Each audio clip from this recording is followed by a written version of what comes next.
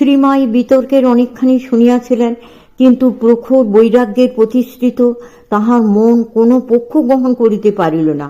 তিনি শুধু দীর্ঘ নিঃশ্বাস ত্যাগ করিয়া গোলাম্মাকে বলিলেন, এমন সোনার মানুষই চলে গেলেন, দেখেছ গোলাপ, ছাই নিয়ে ঝগড়া করছে। এইরূপ দুঃসহ শোকেও তাহার দৃষ্টি জাগতিক বিবেচনার কত ঊর্ধ্বে প্রসারিত, বিচার বুদ্ধি কত নিরপেক্ষ। শ্রীমা কাশীপুর ত্যাগের জন্য প্রস্তুত হইয়াছিলেন। ভক্তপ্রবর বলরামবাবুর সাদর আহ্বানে তিনি 6 ভাদ্র বৈকালে তাহার গৃহে গমন করিলেন।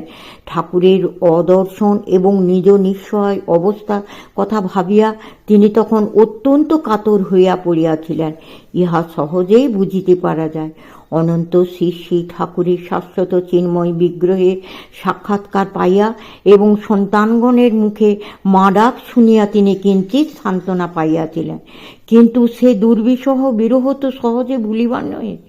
প্রতি মুহূর্তে, প্রতি কার্যে, প্রতি চিন্তায় শ্রী মায়ের কেবলই মনে পড়িতেছিল যে ঠাকুরের প্রকট বিগ্রহ আর নাই। ইহা ভক্তদেরও অবিদিত ছিল না। অতএব যুগে যুগে ভগবান বিবিধ রূপ ধারণ পূর্বক যে বিভিন্ন ক্ষেত্রকে তীর্থে পরিণত করিয়াছেন এবং যে সকল স্থলে স্বীয় অবিস্মরণীয় স্মৃতি চিরাঙ্কিত করিয়া গিয়াছেন, তথায় তাহার নিত্য আবির্ভাবের নিদর্শন পাইলে ব্যক্তিগত বিচ্ছেদ দুঃখের অনেকটা লাঘব হইতে পারে এবং ঠাকুরের ব্যক্ত লীলার সহিত ঘনিষ্ঠভাবে জড়িত স্থানগুলির হইতে কিছুদিন দূরে সরিয়া থাকিলে সেই দুর্জয় শোকেরও কিঞ্চিৎ উপশম হইতে পারে ইত্যাদি কথা বিবেচনা করিয়া তাঁরা শ্রী শ্রী মাতা ঠাকুরানীকে তীর্থ দর্শনে পাঠাইতে মনস্থ করিলেন।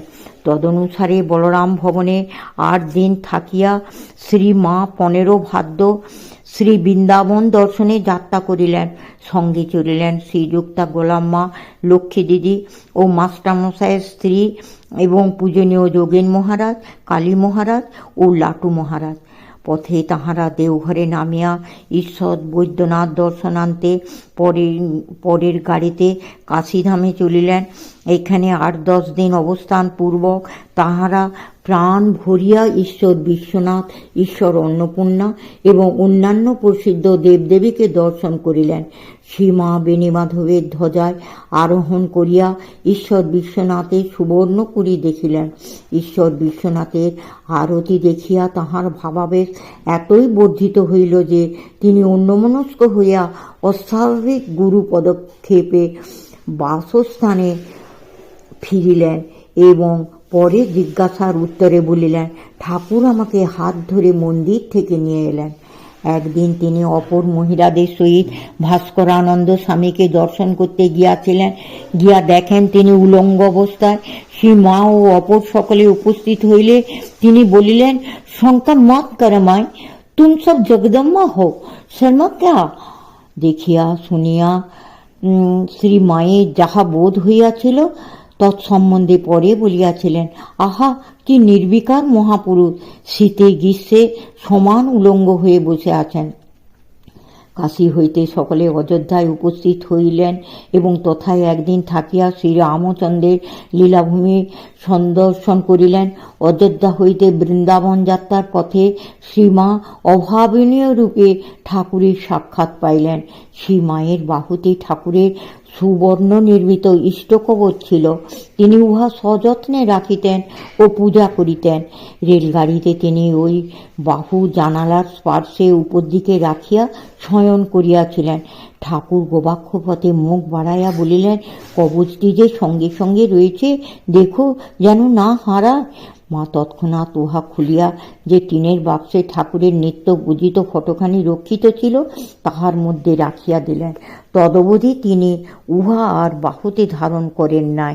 যথাকালে বৃন্দাবন পৌঁছায়া তাহারা বলরাম বাবুদের যমুনা পুলিনস্থ ঠাকুরবাড়ি কালাবাবুর কুঞ্জে উঠিলেন। তখন ভাদ্র মাস সমাপ্ত পায়।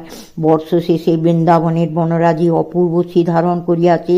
বৃক্ষে বৃক্ষে শ্যামল শোভা, সমস্ত ভূমি নমোদ্গত তৃণাদিতে আচ্ছাদিত। বাতাসে বিবিধ কুসুমের মনোহর সুবাস, দিকে দিকে ময়ূরের কেকা ও গাভীর হাম্বা রব, নিঃশঙ্ক মৃগসমূহ পথপার্শ্বে সম্পাহার করিতে করিতে অকস্মাৎ মনুষ্য পদশব্দে উৎকর্ণ হইয়া দ্রুত পলাইতেছে, আর পুণ্যশলীলা কালিন্দী কলকল নিনাদে চঞ্চল গতিতে আপন মনে চলিয়াছে। সেই বৃন্দাবনের শোভা, সেই নিকুঞ্জ কানন, সেই শ্রী রাধিকার বিরহাসুসিক্ত ধূলিকণা, সেই ব্রজগোপীর সতৃষ্ণ দৃষ্টি, নিষ্ণাত ব্রজভূমি, সবই রইয়াছে সর্বত্রই ব্রজরাজের স্মৃতি। জাজ্জল্যমান থাকিয়া প্রাণে তাহার দর্শন লালসা জাগাইতেছে, কিন্তু নাই তিনি।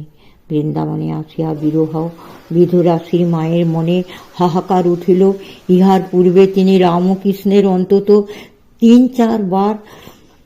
তিনবার চাক্ষুষ প্রত্যক্ষ লাভ করিয়াছেন, কিন্তু চিরবাঞ্ছিত যিনি, যাহার শ্রীচরণে মনপ্রাণের প্রতি সূত্র দৃঢ় সংবদ্ধ, তাহার নিয়ত প্রত্যক্ষের অভাব প্রতি মুহূর্তে মর্মকে মথিত করিয়া প্রশ্ন জাগাইতে থাকিল, কোথায় তিনি? বৃন্দাবনে আসিয়া সীমা অবিরাম চোখের জলে ভাসিতে লাগিলেন। আসে অশ্রুর সহিত যোগ দিল শ্রীমতী যোগিনমার নয়ন বাড়ি। যোগিনমা ঠাকুরের দেহত্যাগের পূর্বেই বৃন্দাবনে আসিয়াছিলেন। অধুনা শ্রীমা তাহাকে দেখিয়াই শোকাবেগে যোগেন গো বলিয়া বুকে জড়াইয়া কাঁদিতে লাগিলেন। অশ্রুভারাক্রান্তা মাতা ঠাকুরানীকে পাইয়া এবং অপরদের মুখে সমস্ত শুনিয়া যোগিনমারও নয়ন জল অবিরল ধারায় প্রবাহিত হইল। অবশেষে শ্রীরামকৃষ্ণ এক রাত্রে দেখা দিয়া বলিলেন, হ্যাঁ গা, তোমরা এত কাঁদছ কেন? এই তো আমি রয়েছি, গেছি কোথায়? এই যেমন এ ঘর আর ও ঘর।